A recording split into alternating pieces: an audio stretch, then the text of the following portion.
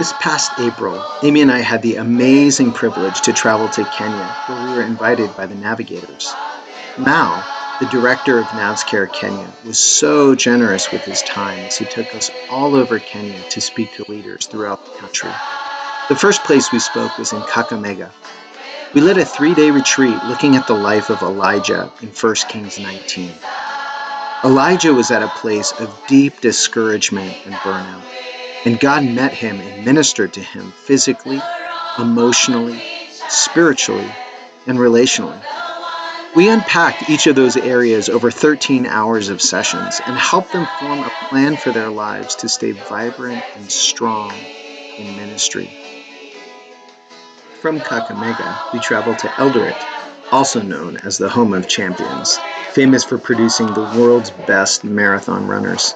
Over 2 days, we shared the Elijah principles with the Eldoret team and had a great time processing together and helping them see what it looks like in their personal and family lives to apply the principles of rest, margin, and self-care.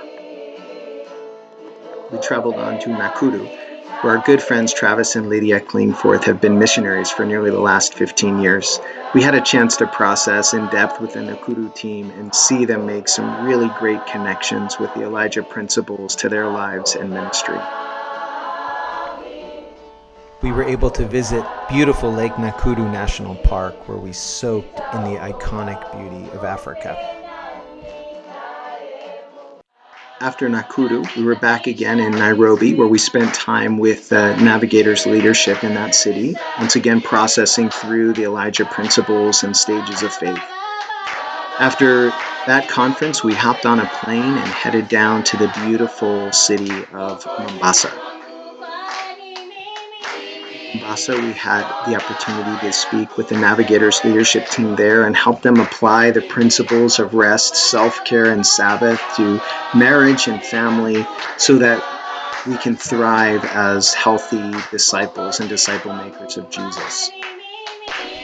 Being in Mombasa was especially significant for me as it shares a cultural history with my father's birthplace of Goa, India, having been colonized by Portugal in the early 1500s.